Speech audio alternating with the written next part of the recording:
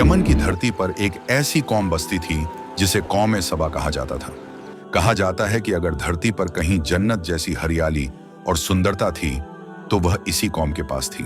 चारों तरफ हरे भरे पहाड़, लहलहाते बागात, फलों से लदे पेड़, मीठे झरनों का पानी, खुशगवार हवा, सुरक्षित रास्ते और सबसे बढ़कर एक विशाल और मजबूत बांध, मारिब डैम, जो पूरे इलाके को पानी पहुंचाकर उसे आबाद रखता था।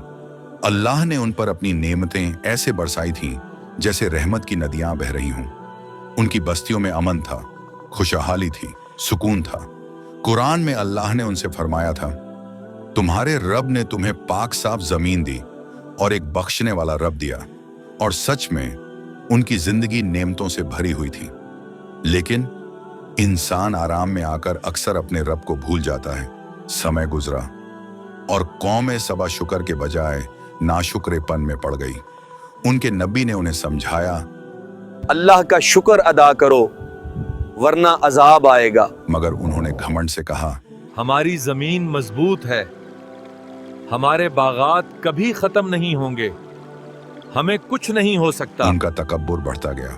उन्होंने अल्लाह की नेमतों को अपनी ताकत समझ लिया। उन्होंने इबादत छोड़ दी, बुरे काम फैल गए, बेहयाई आम हो गई। और जब कोई कौम अल्लाह की नेमतों की कदर नहीं करती तो अजाब उसके करीब पहुंच जाता है। अजाब की शुरुआत एक बहुत ही मामूली चीज से, जो मारिब का महान डैम कौम सबा की ताकत की पहचान था। अल्लाह ने उसी पर बहुत छोटा सा इम्तिहान भेजा। छोटे छोटे चूहों ने डैम के पास घुसकर उसकी दीवारों में छोटे छोटे छेद करना शुरू कर दिए। पहले तो कौम ने हंसकर कहा, क्या एक मजबूत बंद को चूहे नुकसान पहुंचा देंगे? मुमकिन ही नहीं। लेकिन रातों रात वह छोटे छेद बड़े होते गए। पानी रिसने लगा। फिर एक दिन घने बादलों ने यमन की वादियों पर जोरदार बारिश बरसाना शुरू कर दी।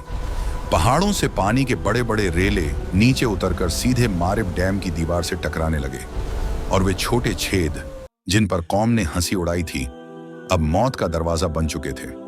रात के आखिरी पहर एक जोरदार गड़गड़ाहट हुई, जैसे आसमान फट गया हो, और फिर मारिब का विशाल बांध टूट गया। एक करियामत जैसे सैलाब, सैल ए अरिम, पूरी ताकत के साथ कौम सबा पर टूट पड़ा।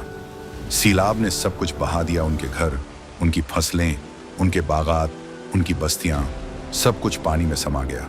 जो बाग कभी जन्नत लगते थे अब पूरी तरह वीरान हो गए। पेड़ जड़ों समेत उखड़ गए, मीठे फल कड़वे और बेकार हो गए, जमीन बंजर हो गई। कुरान में अल्लाह फरमाता है, हमने उनके 2 बाग 200 मिनट ऐसे बागों में बदल दिए जिनमें कड़वे फल, झाऊ और थोड़े से बेर थे। कौम सबा का बिखर जाना सैलाब ने उनकी बस्तियों को तबाह कर दिया। कौम टुकड़ों में बट गई। कोई पूरब की ओर निकल गया, कोई पश्चिम की ओर। उनकी ताकत, उनकी सल्तनत, उनकी खुशहाली बस एक कहानी बनकर रह गई। और आखिर में अल्लाह ने उनकी तबाही की वजह खुद बयान की। यह हमने उनकी नाशुक्रिया के कारण किया।